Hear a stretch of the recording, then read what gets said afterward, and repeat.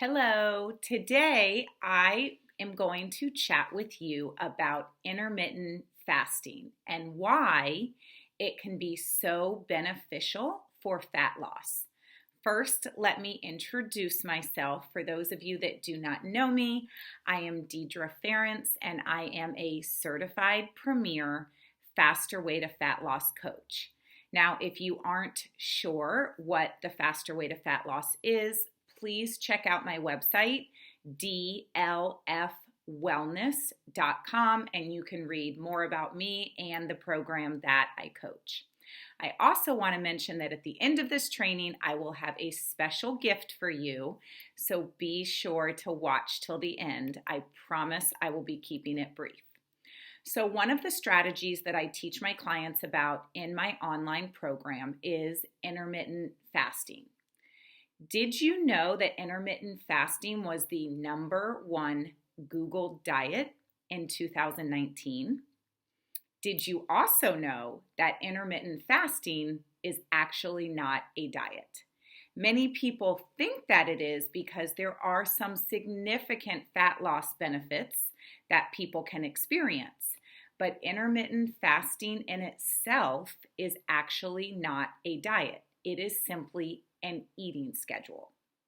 So people will say to me, "Oh, you intermittent fast, so you just skip breakfast, right?" Wrong. I do not skip breakfast. I just delay my breakfast. The term breakfast actually means break fast. I also want to mention that many of my clients are terrified when they first hear the word fasting. But this strategy very quickly becomes a fan favorite and they absolutely love it. Now, there are many different intermittent fasting protocols, but probably the most popular and the one that I practice is the 16-8 protocol, meaning that I fast for 16 hours a day and I eat within an 8-hour window. So with intermittent fasting, you are not eating any less food. If you normally eat 3 meals a day and a snack, you still want to eat 3 meals a day and a snack. You just need to fit them into your 8-hour or 10-hour or whatever your feeding window hour is going to be, okay? Or whatever protocol you're going to be following, because like I mentioned, there are quite a few different ones. When we intermittent fast, we are allowing our bodies to remain at digestive rest so that it can focus on healing itself and burning fat. So let me explain what that means. Our bodies are generally doing one of two things, either digesting food or healing and burning fat. So we are either in the fed state or we are in the fasted state.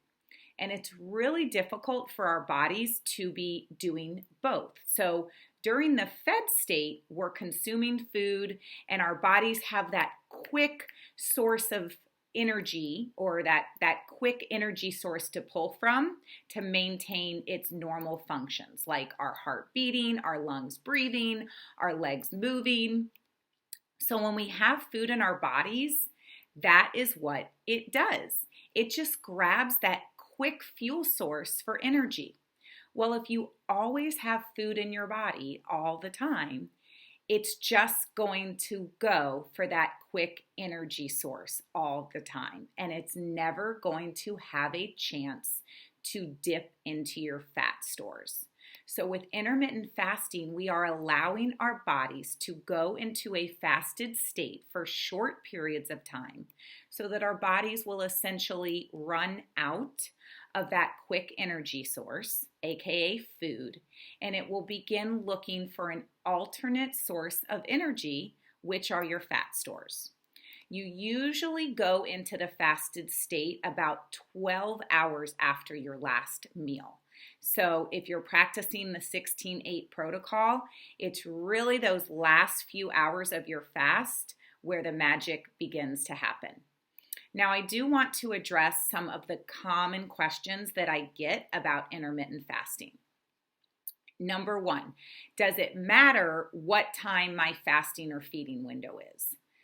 I always say do whatever works best for you, your schedule, and your life. So personally, I begin my fast around 8 o'clock every night, and I fast until noon the next day.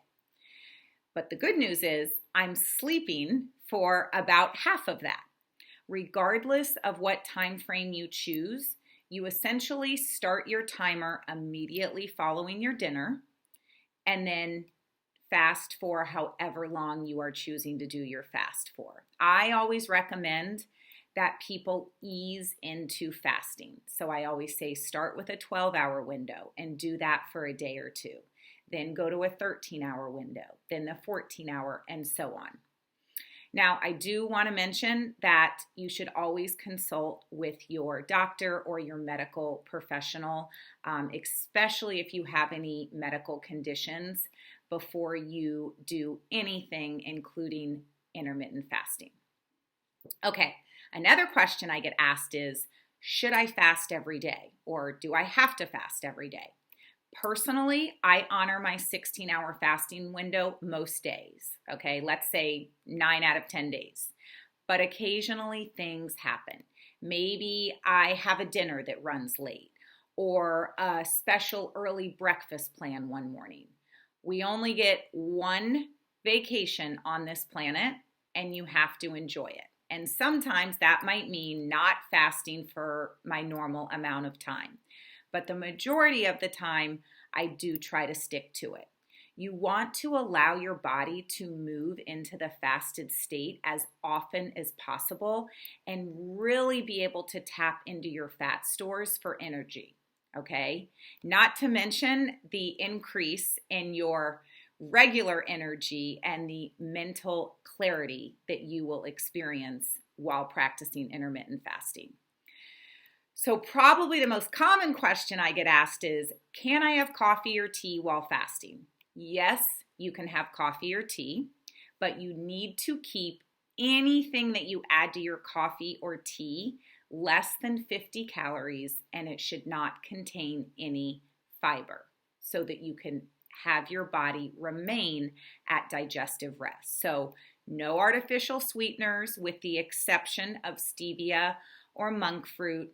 And it is okay to use a creamer, but again, you just want to use a little bit and keep it under 50 calories. And whenever possible, I recommend to use a dairy-free creamer. My personal favorite is the Nut Pods brand. So one important thing that I want to make sure I mention is that you really have to make water your focus while fasting. I always drink a glass of water first thing in the morning, even before my coffee, because that signal that tells us we're thirsty is also the signal that tells us we're hungry. And sometimes we misinterpret that signal.